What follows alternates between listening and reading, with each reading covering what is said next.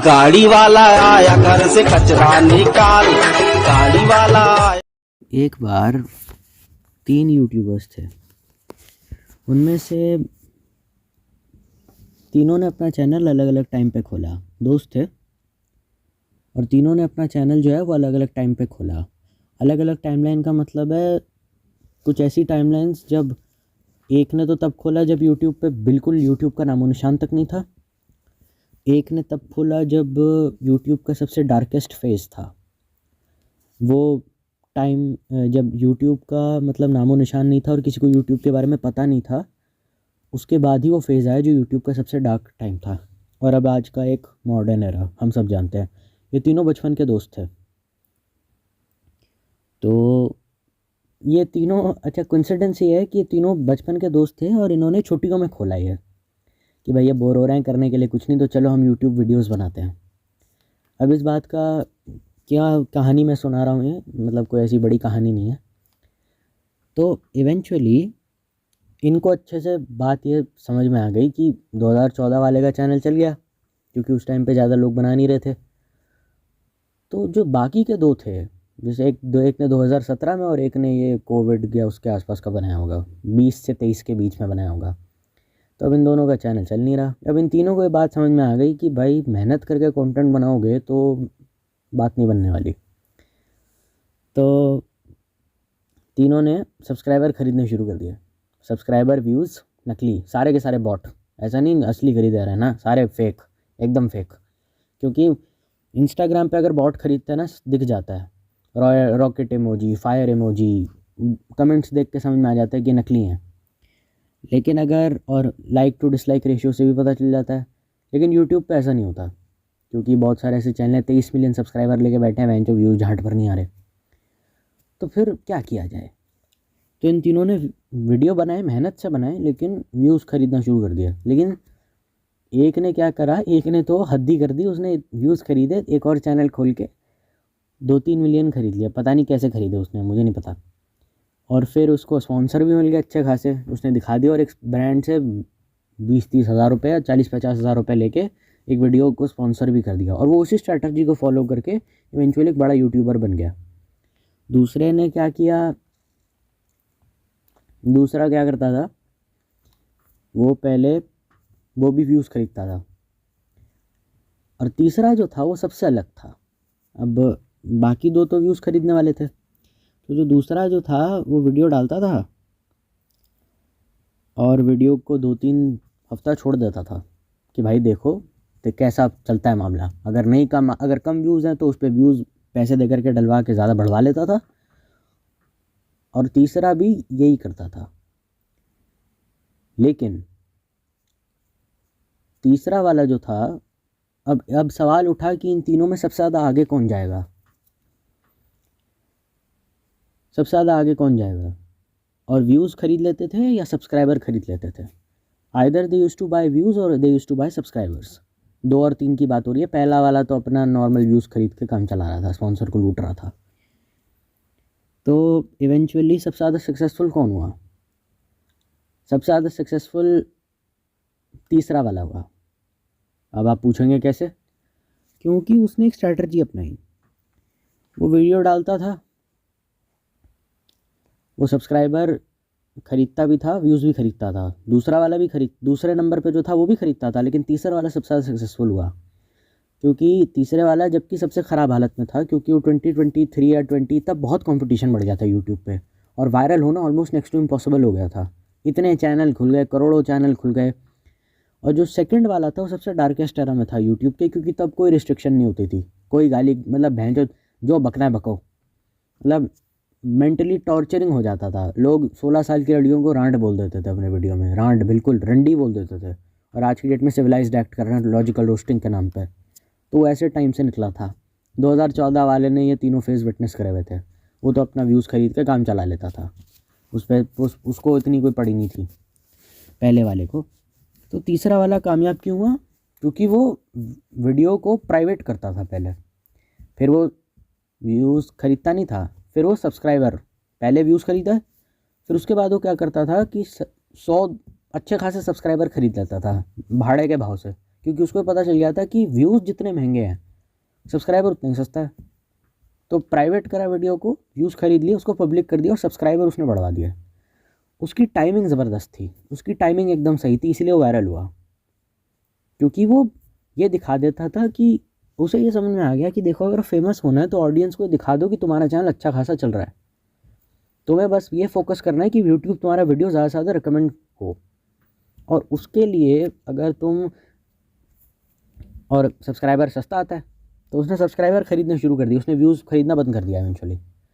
तो उसने टाइमिंग अपनी अच्छी रखी कि पहले वीडियो के उसने सब्सक्राइबर अच्छे खासे खरीद लेता था और व्यूज़ भी खरीद लिए, ऑर्डर प्लेस कर दिया। ऑर्डर को प्रोसेस होने में टाइम लगा, ठीक है, 24 आवर्स लगते थे व्यूज़ ऐड होने में, सब्सक्राइबर बढ़ने में। उसके बाद जैसे ही वो बढ़ने लग गए वो तभी उस वीडियो को पब्लिक कर देता था। तो उसकी टाइमिंग अच्छी थी। उसने ये नहीं किया कि पहले मैं पब्लिक करूं फिर व्यूज़ खरीदूं। तो कई बार यूट्यूब जो था वीडियो हटा देता था, तो वो ये नहीं करता था। वो ये कहता था कि अगर मैं लोगों को फॉल्स नैरेटिव में ट्रैप करके रखूं कि मैं फेमस हो रहा हूं, मेरा चैनल ग्रो हो रहा है, eventually I will be famous and YouTube will recommend my videos. और इवेंचुअली वही हुआ। इन द लॉन्ग रन वो तीनों से आगे निकल गया। तीनों, थर्ड पे था वो, सबसे आगे निकल गया क्योंकि उसका वीडियो को यूट्यूब रिकमेंड करने लग गया। अब मुझे नहीं पता ये जलवा हुआ कैसे या ये हुआ कैसे, अब ये कहानी की, हाँ मतलब क्योंकि मुझे यूट्यूब एल्गोरिदम इतना नहीं आता। उसने फेमस होने पे ध्यान ही नहीं दिया। उसने ये कहा कि मैं बस तुम्हें दिखा रहा हूँ कि मैं फेमस हूँ, जबकि मैं हूँ नहीं। तो इसीलिए कहा जाता है कि फेम इज़ डेंजरस। पहले दो मेहनत तीनों करते थे वीडियो में, मेहनत पूरी करूँगा वीडियो में, लेकिन मुझे अच्छे से पता है कि शराफत के रास्ते पे चल के तो भैया ग्रोथ हो जाए ये तो हो नहीं रहा। तो मैं तुमको झांसे में I will create illusion for you कि तुम्हें देख के लगे बहन चो 1 लाख सब्सक्राइबर हम देंगे, जो बोल रहा है सही बोल रहा है, तो लाइक डिसलाइक ज़्यादा आएंगे, एंगेजमेंट बढ़ेगी वीडियो पे। तो उसने झूठ में रखा और वो इवेंचुअली तीनों से सबसे ज़्यादा आगे निकला। उसकी टाइमिंग बहुत अच्छी थी। वो कहता है कि जब अच्छा वक्त होता है कुछ भी टट्टी परोस के डाल दे इंटरनेट पे, अपने आप वायरल हो जाती है, बिना थंबनेल के। थंबनेल भी आटू झाटू कोई नहीं, उसमें शक्ल भी नहीं दिखाई अपनी अच्छे से, अपनी फ़ोटो चिपका के डाल दी, फिर भी एक दिन में 33,000 व्यूज़, 33,000 व्यूज़, और थंबनेल में सिर्फ अपनी शक्ल है और कुछ नहीं, पीछे बैकग्राउंड है, किताबें दिखाई दे रही हैं और एक माइक है, बड़ा सा गंदा सा मोटा सा कॉलर माइक। ये 33,000 व्यूज़। और जब वक्त ख़राब होता है तो 2.5 लाख रुपए लग गए एक कॉमेडी वीडियो बनाने में, व्यूज़ आए उसमें से 1,20,000। 2.5 लाख रुपए जिसकी फिल्मिंग में लग गए और पूरा सब कुछ मिला करके कम से कम 5 से 6 लाख का खर्चा आया। एक्टर्स का खाना पीना रहना स्टे सब कुछ, होटल बुक करना, लोकेशन, ये सब, इसमें 5-6 लाख रुपए लगे। और वीडियो से नेट रेवेन्यू कितना हुआ होगा? 50,000 रुपये। अब मुझे नहीं पता कितने लाइक्स पे कितने व्यूज़ आते हैं, मुझे नहीं पता। तो ये टाइमिंग थी। ये बुरा वक्त होता है कि जब आप कुछ इतनी मेहनत करते हैं फिर भी नहीं चलता और आप कुछ भी अंडशंड बना के डाल देते हैं। अच्छा वक्त तब होता है जब कुछ भी अंडशंड बना के अंडू डाल दो, बहन चो इतना वायरल होगा, ये ऐसे कैसे चल गया, ये मैं भी हैरान हूँ। मेहनत तो मैंने इस पर बिल्कुल नहीं करी थी। ये टाइमिंग और फेम, टाइमिंग और किस्मत, ये किस्मत थी, इसे लक कहते हैं। कि कुछ भी टट्टी बना के डाल दो बहन चो, जिसकी झांट उम्मीद नहीं है चलेगा, बस ऐसे ही बना दिया एकदम लो एफर्ट करके। ये भी नहीं चेक करा व्यूज़ कितने आ रहे हैं, ये भी नहीं चेक करा, रात में अपलोड करके सो गए, भूल गए क्या हुआ, सुबह देखा बहन चो वीडियो ट्रेंडिंग पेज पे चला गया। जो तुम बोलते हो उससे ट्रेंड शुरू हो जाता है किसी भी चीज़ का। टेक हो सकता है, गेमिंग हो सकता है, कुछ भी हो सकता है। जो तुमने किया ट्रेंड बन गया, ये लक होता है। और ख़राब किस्मत यह जब होती है जब चलते अच्छे खासे चलते हुए ट्रेंड को तुम करते हो और तुम्हें व्यूज़ नहीं आते, उतने नहीं आते जितने सब बाकियों को आते हैं जो तुम्हारे लेवल पे हैं। इसे ख़राब वक्त कहा जाता है। अच्छा वक्त तब आता है जब जहाँ भी तुम बल्ला घुमाओ बॉल वहाँ आ जाए। बुरा वक्त तब आता है जब तुम बॉल को सही से, तुम टेक्निक सही लगाओ, अप्रोच सही लगाओ किसी भी चीज़ में, और बॉल फिर भी मिस हो जाती है और तुम्हें लगता है कि यार इतनी मुश्किल बॉल तो थी नहीं, जहाँ बैट पड़ा वहीं बॉल लगी, और पूरी मेहनत करने के बाद भी बॉल सही जगह नहीं लगी। इसे कहते हैं, इसीलिए कहा जाता है fame is a social responsibility. वो जो 3 लोग थे वो अपनी ऑडियंस को सारी ज़िंदगी बेवकूफ़ बना रहे थे, और जो ढंग का कंटेंट क्रिएटर है उसको तो पता ही नहीं होता इन चालाकियों का। अब हो सकता है कि उन तीनों में से किसी एक के साथ भी कोई बड़ा यूट्यूबर कोलैब कर ले कि भाई इसके नंबर अच्छे हैं, कंटेंट भी बढ़िया है साले का, चलो हम कोलैब कर लेते हैं, उसको फ़ायदा हो जाएगा, उसको शाउट आउट मिल जाएगा फ्री का। तो ये होता है। वो कहानी समझ में नहीं आई है मुझसे, कुछ ऐसे लोग थे जिनको समझ में नहीं आया। तो तीसरा बंदा क्या करता था, तीसरा बंदा वीडियो पहले प्राइवेट पे अपलोड कर देगा, अनलिस्टेड पे अपलोड कर देगा, ठीक, कभी पब्लिक नहीं करेगा वीडियो को। उसके बाद वो क्या करेगा, उसके बाद व्यूज़ खरीद लेगा, फिर सब्सक्राइबर खरीद लेगा वीडियो अपलोड होने से पहले। उसके बाद वीडियो जब दोनों आने लग जाएं, जब धीरे धीरे सब्सक्राइबर और व्यूज़ बढ़ना शुरू करते थे, क्योंकि ऑर्डर आप प्लेस करते हो सब्सक्राइबर और व्यूज़ का, वो धीरे धीरे आपके चैनल पे ऐड होते रहते हैं। आपको मेल भी आती है कि फ़लाना ढिमकाना बॉट है subscribe to your YouTube channel. वो धीरे धीरे उसके सब्सक्राइबर बढ़ने लगे। जब उसके सब्सक्राइबर बढ़ने लगते थे तभी वीडियो पब्लिक कर देता था। तो इससे यूट्यूब को लगने लगता था कि यार इसकी इंगेजमेंट बढ़ रही है तो उसका वीडियो रिकमेंड करना पड़ेगा। और इवेंचुअली उसने इसी स्ट्रैटेजी को काफ़ी लंबे टाइम तक अपनाया, काफ़ी लंबे उसने बुरे हालात भी देखे, और अपनी यूट्यूब अर्निंग का कुछ हिस्सा वो हमेशा डोनेट कर देता था इन चीज़ों के चक्कर में। उसने फिक्स बजट बनाया हुआ था कि इस वेबसाइट से इतने व्यूज़ हर महीने खरीदने हैं। बाकी दो तब करते थे जब ज़रूरत होती थी, उनके वीडियो चल जाया करते थे। ये वाले पे कम आए, अरे यार 1 लाख व्यूज़ खरीद ले, यार इसमें कम आए, अरे 10,000 खरीद ले, वैसे करते। तो हर वीडियो में यही करता था, हर वीडियो में, क्योंकि सब्सक्राइबर वो यूज़ से सस्ते थे और सब्सक्राइब और रेट सबका फिक्स होता था, लेकिन वो बल्क में नहीं खरीदता था, धीरे धीरे आराम आराम से। वो टाइमिंग थी उसकी कि मैंने तुमको इस विश्वास में झूठे धोखे में डाल दिया कि मेरा चैनल ग्रो हो रहा है, ग्रो हो नहीं रहा था वो। और यही करके इवेंचुअली उसने बड़े यूट्यूबर्स से कोलैब वगैरह भी करने में उसे आसानी हुई और आगे भी निकल गया, क्योंकि उसका वीडियो ज़्यादा रिकमेंड यूट्यूब करने लगा। व्यूज़ अच्छा आ जाए इसका मतलब ये थोड़ी ट्रेंडिंग पेज पे आपका वीडियो चला जाएगा, ऐसा कभी नहीं होगा। उसका हो जाता था, क्योंकि वो जब when the order was being process, जब सब्सक्राइबर बढ़ रहे थे तभी वो वीडियो पब्लिक करके, समझ गए ना। और जब तक वीडियो पब्लिक आप करते नहीं, जब तक वो आपके होम पेज पे डिस्प्ले नहीं होता है। आप चैनल पे क्लिक करोगे, वीडियोस पे जाओगे, वो वीडियो दिखाई नहीं देगा। लेकिन आप यूट्यूब स्टूडियो में जाओगे, पब्लिक करोगे वीडियो को, तब पब्लिक एक्सेस कर सकती है वीडियो, वरना किसी लिंक से ही कर सकते हैं। तो वो ये करता था। तो टाइमिंग बहुत इंपॉर्टेंट होती थी सक्सेस में। जिस बंदे को टाइमिंग नहीं आती, जिसको चालाकी नहीं आती, वो कभी यूट्यूब छोड़ो कहीं नहीं सर्वाइव कर सकता। हम बहुत भोले हैं, हम बड़े शरीफ हैं, हम बड़े अच्छे आदमी हैं, भैया किसी की नहीं सुनते। Pankaj Tripathi 1 in a million case हो सकता है। He is also good businessman by the way, क्योंकि वो, भले ही आप मानोगे नहीं, वो एक ऐसे आदमी है जो पिक्चर अगर अच्छी हो तो बिना वैनिटी के भी शूट कर लेते हैं कुर्सी पे बैठ करके, लेकिन अपनी एक से एक ऐड का 4 करोड़ भी ले लेते हैं और खुशी खुशी लोग उन्हें दे भी देते हैं। तो ये मत समझ लेना, चालाक बनना ज़रूरी है अगर आप फेमस होना चाहते हो। तो ये मेरी एडवाइस रहेगी उन लोगों को। पता नहीं मैं क्यों आपको बता रहा हूँ, आगे आपकी मर्जी। और मैं ये नहीं कहता पंकज त्रिपाठी बेकार एक्टर है, he is my favourite actor and I love him, but वैसे लोगों का सर्वाइव करना मुश्किल है, क्योंकि चालाकी समझे बिना फेम आप नहीं पा सकते। उन्होंने खुद अपने बात इंटरव्यू में एक बात एडमिट करी थी कि ड्रामा स्कूल से निकलने के बाद हमें लगा कि हमको एक्टिंग आ गई, हम एक्टर बन जाएंगे। नहीं, बॉम्बे में जाके उन्होंने बिज़नेस समझा क्या होता है, उसके बाद उन्होंने एक्टर के लिए अपने आप को प्रिपेयर करा।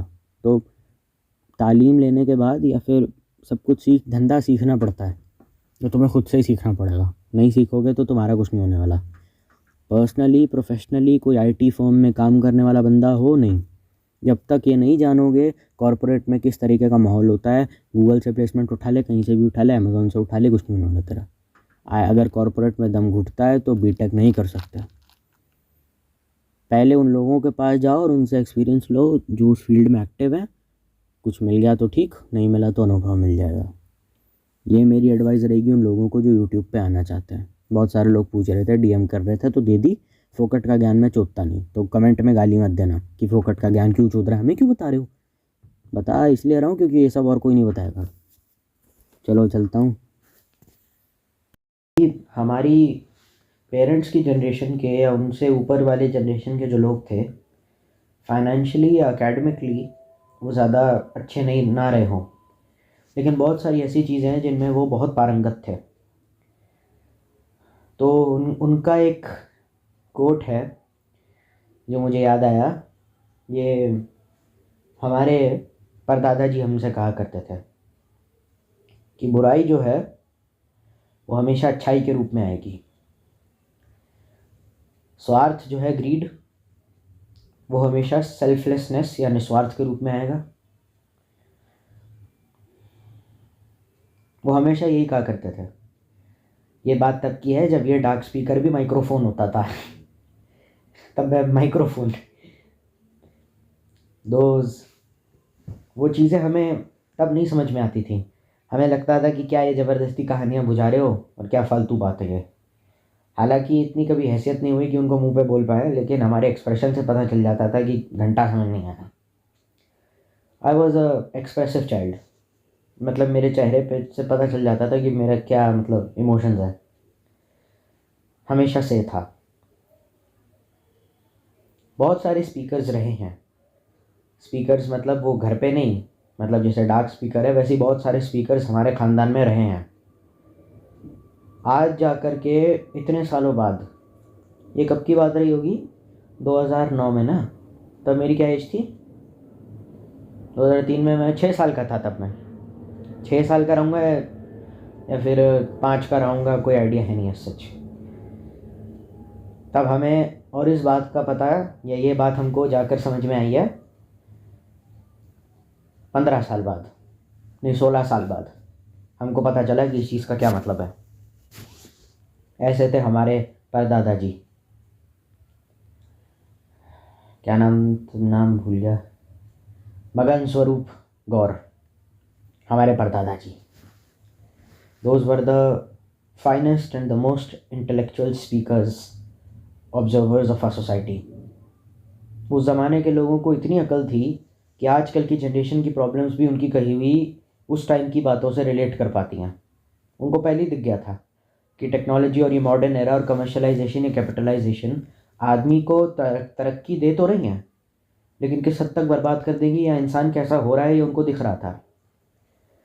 इनफैक्ट 1886 में, 1800 से लेकर के 1900 के बीच में प्रेमचंद हुए, बहुत बड़े नॉवलिस्ट। तो उनका एक मुझे बड़ा याद आ रहा है कहावत, एक नॉवेल थी उनकी जिसका नाम था महाजनी सभ्यता। क्योंकि जब हम बीए के फर्स्ट ईयर में थे तो उसमें चैप्टर था जिसमें समझाया गया था कि कैपिटलिज्म कैसे एक इंसान को बर्बाद कर देता है। तो ये बातें 1900 या 1800 में पैदा होने वाले लोगों ने ही बता दी थी, जो आज की डेट में भी स्टैंड करती हैं। और आज की डेट में हम ऐसे डिजिटल एरा में हैं जहाँ लोग बात करते हैं, मतलब हमारे पेरेंट्स तो हमारे लाइफ लॉन्ग गार्जियन या गाइड तो हैं ही लाइफ में, लेकिन कमाल है, मतलब आज की डेट में जो बातें हम इंटरनेट से सुनते हैं क्रिएटर्स से, वो तो 10 मिनट के लिए भी रेलिवेंट नहीं रहती। और उनकी कही हुई बातें आज 100 साल के बाद भी, 1880 से अभी तो 100-200 साल मतलब जितना भी है वो आज तक रेलिवेंट है। तो कितनी बड़ी बात है ये। आज जाके परदादा जी की बात समझ में आई जब वो इस दुनिया से जा चुके हैं, और मैं शायद 7-8 साल का रहा तब वो चले गए थे। और उसके 1 साल बाद हमारी दादी का भी स्वर्गवास हो गया। स्वर्गवास शायद ऐसे ही बोलते ना। Those were one of the finest speakers of this country, जो लिसन, थिंक और ऑब्जर्वेशन तीनों करते थे। समाज में रहते भी हैं, समाज का हिस्सा भी हैं, समाज को सुधारने की कोशिश भी करते थे, और समाज में क्या गलत हो रहा है उसके बारे में भी वेल वर्स्ड थे।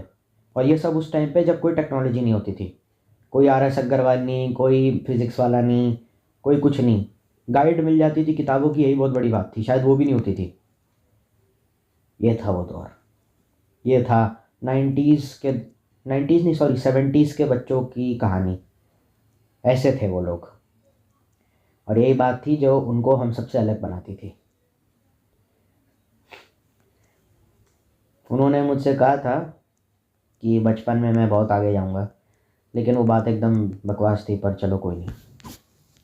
उनका कहने का मतलब ये था, जिन लोगों को ये बात समझ में नहीं आई, कि जो बुरा आदमी है वो भी, उसके अंदर एक अच्छाई बहुत है, कि वो उसकी बुराई कम से कम प्रकट है, वो ईमानदार है कि बुरा हूँ, बुरे काम कर रहा हूँ। लेकिन जो अच्छा आदमी है ना, जो अच्छाई का ढोंग करके गंदे गंदे एजेंडाज मन में रखता है, इन लोगों से ज़्यादा खतरा है। दादाजी का ये मतलब था कि आगे जाकर के एक ऐसा ज़माना आ जाएगा जहाँ लोग अच्छाई का मुखौटा करके उल्टे सीधे काम करेंगे और ये कहेंगे कि देखिए मुझे तो कुछ भी नहीं चाहिए, लेकिन मन ही मन उनकी काफ़ी ज़्यादा गंदी और काफ़ी ख़राब इंटेंशंस रहेंगी। जो अच्छा काम करे ना बिल्कुल निस्वार्थ होकर के कि जी हम तो कुछ नहीं चाहते, हम बड़े अच्छे हैं दिल के, इन लोगों से बच के ज़रूर रहिएगा। दादाजी हमको ये सिखाना चाहते थे। उन्हें पता था आगने वाला ज़माना ख़राब है, और मैं नेगेटिव नहीं हो रहा हूँ यहाँ पे, वह उनकी इंटेंशन अच्छी थी। अगर आपके पेरेंट्स आपको ये कहते हैं कि बेटा चालाक बनो, दुनिया कदम से कदम मिलाओ, पैसा कमाओ, तो उसमें कहीं कुछ गलत नहीं है। तो ये तो सवाल भी पैदा नहीं होता कि आप नेगेटिव क्यों हो। मतलब कितनी घटिया बात है कि मैं अपने परदादा जी की बात कर रहा हूँ यहाँ पे, और कुछ लोग फिर भी कमेंट सेक्शन में लिखेंगे कि तुम तो एक नंबर के जाहिल हो, तुम्हें तो बात करने की तमीज़ नहीं है, तुम तो इतने बड़े बेवकूफ़ हो कि हर चीज़ में नेगेटिव चीज़ें ढूंढते रहते हो। दुनिया अच्छी तो है, हमने देखी ना। अरे दादाजी का कुछ और मतलब था भाई। अच्छाई के मुखौटा पहन के जो गलत आदमी आ रहा है उससे बात की जा रही है ना। ठीक है भाई, तो फिर इतना ही कुछ था मेरे पास बोलने के लिए। अब ज़्यादा कुछ है नहीं, मटेरियल मेरे पास अब ज़्यादा बचा है नहीं इस टॉपिक पे बोलने के लिए। लाइक शेयर सब्सक्राइब अपने हिसाब से तुम लोग कर लेना। एम करता हूँ कम से कम 10 से 12 लाइक्स के लिए। इस वीडियो का मैं एक और सेकंड पार्ट लेकर आऊँगा अगर मुझे इस चीज़ों के ऊपर या किसी भी चीज़ के ऊपर और इन्फो मिलेगी। तो तब तक stay healthy, stay happy and stay safe. Bye.